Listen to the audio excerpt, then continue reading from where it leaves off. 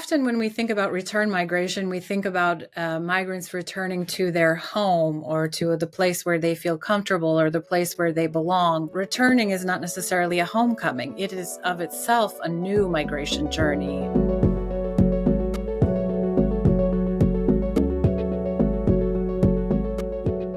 The UN Universal Declaration of Human Rights states that everyone has the right to freedom of movement. This includes the right to asylum, meaning the right to leave one's country, and also the right to return if one chooses to do so. Importantly, migrants should be protected from being forced to return. In reality, they are confronted with many different legal frameworks and barriers to movement, limited access to public services, preventing a decent life in destination and transit countries, and harsh public debates about migration that make them feel excluded. Despite these challenges, researchers from the GAPS project are investigating how migrants make active decisions about their lives. I think migrants are not just victims. They always find a way to find jobs to do, to better their lives. They have their strategies, their capacity, the ability to shape their own lives. There are a number of factors influencing migrants' agency. An important one is their individual legal status and documentation in the country in which they're currently living.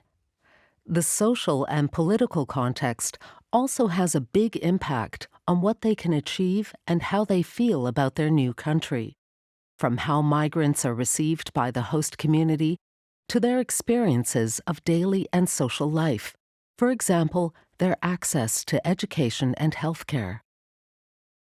The opportunities migrants have on the labor market also play a crucial role for their agency.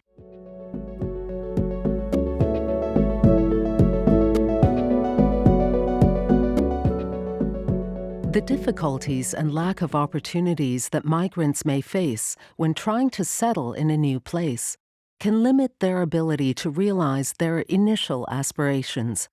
In research, this is referred to as the aspiration-ability gap. There are also migrants who have a negative decision regarding their asylum procedure and are facing the dilemma of residing illegally in the country or being deported. Voluntary return can come and heal this gap and offer a dignified and respectful alternative to deportation. How can you not give consent to return when the harsh policies is somewhere in Netherlands or Belgium? The policy doesn't allow you to work, to go to school, So you give consent that let me go back home. So most of the people who return, they are coerced or forced return.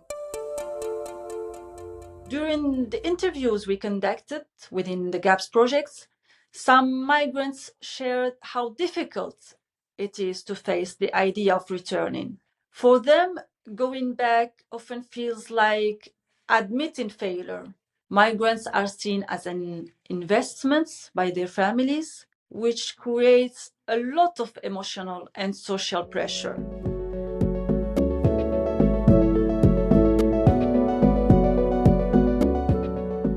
A lot of times when we talk to migrants, they're confused. They don't have the information they need. They don't know what they're supposed to do. They don't know what's expected of them. Things are changing. They are not aware of changes. They got outdated information, or they're getting information from another person who's maybe in a similar situation, but not the exact same situation. So the information doesn't apply to them. So it's really important to understand the migrant's point of view, simply to make sure that the policies can operate as intended. The underlying issues that must be addressed are the root causes of irregular migration. Migration shouldn't be an act of desperation. It should be a choice made through regular, safe pathways that give people real opportunities and dignity.